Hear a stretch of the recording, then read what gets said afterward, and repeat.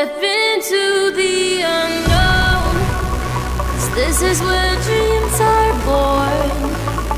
Million miles away, but it still feels like home in the land of heroes.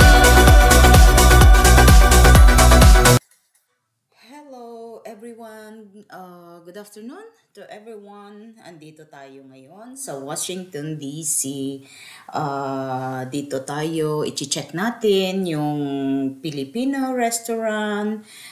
Actually, it's a Filipino-Korean Thai restaurant. It's a fine dining. Makikita nyo dito sa Washington DC area. Wharf area in front of by the water. So ito ang restaurant, napakaganda,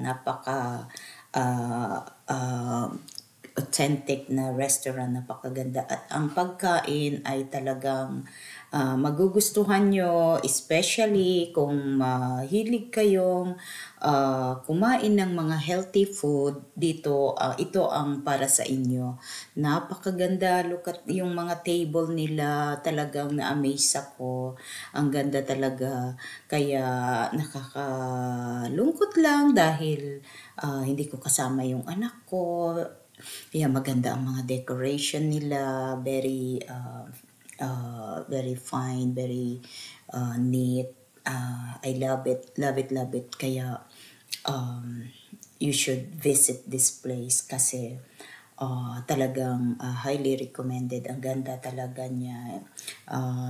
Hindi ako sponsor, but pinapakita ko lang sa inyo kung gaano kaganda ang place na to. Matagal ko nang gusto pumunta rito, kaya lang nung COVID hindi kami nagkaroon ng chance.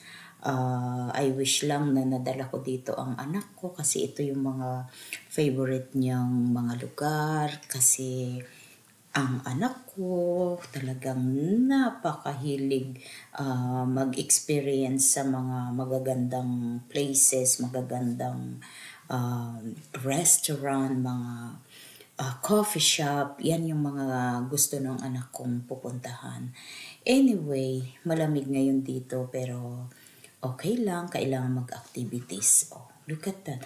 Tingnan nyo yun naman yung table. Ang ganda-ganda naman. Talagang, ang ganda, alam mo kung, ang restaurant talaga kailangan aayusin natin para ma-attracted ba.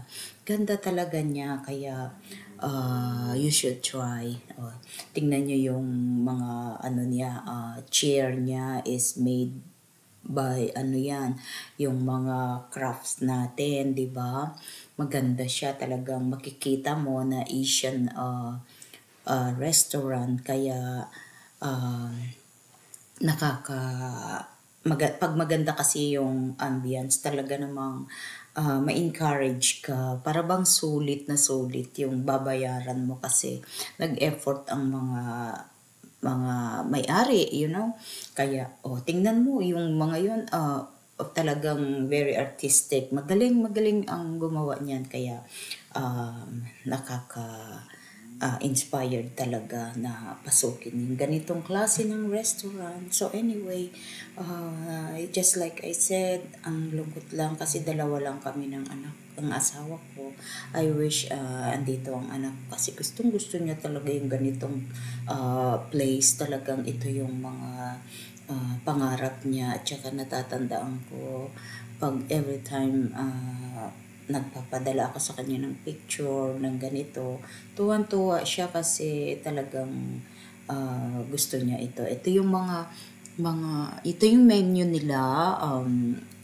It's a little pricey, but like I said, worth it naman kasi yung place plus the presentation, talaga naman po maganda siya. Kaya eto, vegan kare-kare, kaya nga, oh my God, nung malaman ko, first time ko naalala ang anak ko kasi talagang, oh my God, yan ang gugustuhin niya talaga, yan mga ganyang klase vegan food.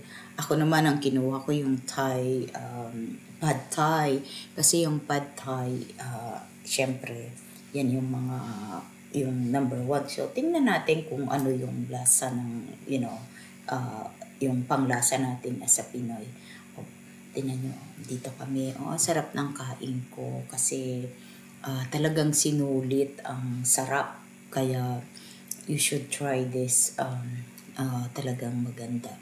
Anyway, sana panoodin nyo hanggang matapos itong video na to at sana hintayin nyo yung next video ko kasi hindi to, it's a long video kaya sana hintayin nyo yung second, yung part 2 ko kasi kahit pa paano nagkaroon kami ng chance mag-ikot-ikot dito. So please subscribe, like and share na rin please, and hit the notification bell para updated kayo sa aking mga videos. So ito yung na-experience namin for today. Today is Saturday, like lunch 12 o'clock